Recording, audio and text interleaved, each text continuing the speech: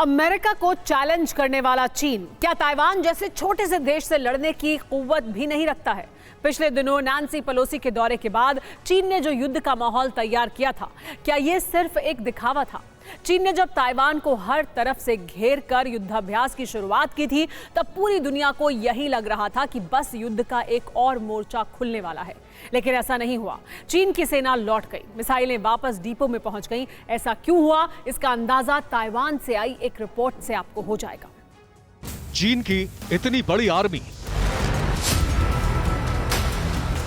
इतने ज्यादा युद्धपोत और सबमरीन्स, चीन की वायुसेना के शक्तिशाली फाइटर्स, अमेरिका को चैलेंज करने वाला राष्ट्रपति।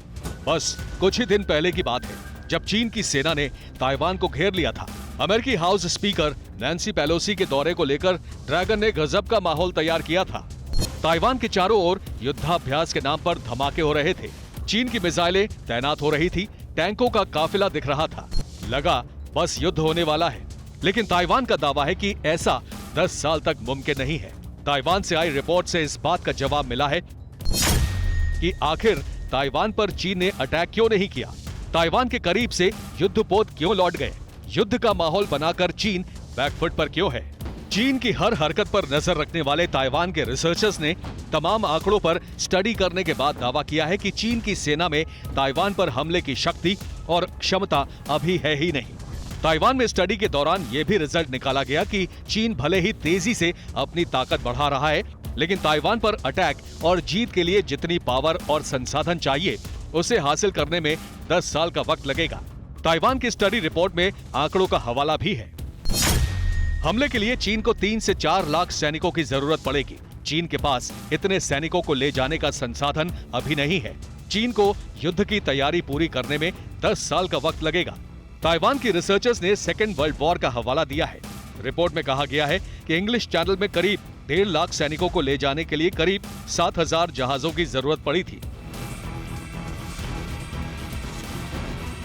ताइवान की तरफ से कहा गया है कि इंग्लिश चैनल के मुताबिक ताइवान स्ट्रेट 4 गुना से अधिक बड़ा समुद्री इलाका है।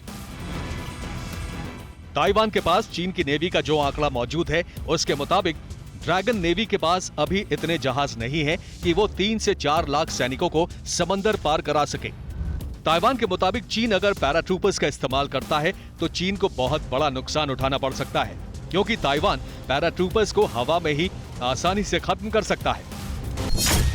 ताइवान की स्टडी रिपोर्ट के मुताबिक जापान और अमेरिका ताइवान की मदद करेंगे।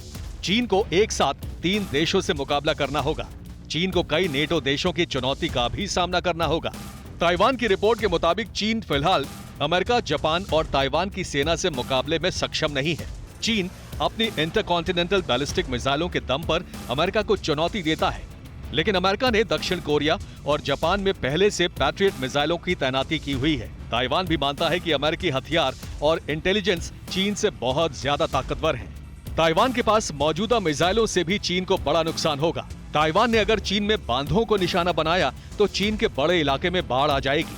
ताइवान की रिपोर्ट में इस बात का भी जिक्र किया गया है कि जिनपिंग पुतिन से दोस्ती के बाद युद्ध की प्लानिंग कर रहे थे, लेकिन रूस का मौजूदा हाल भी ड्रैगन लैंड के प्रेसिडेंट के लिए एक चेतावनी है।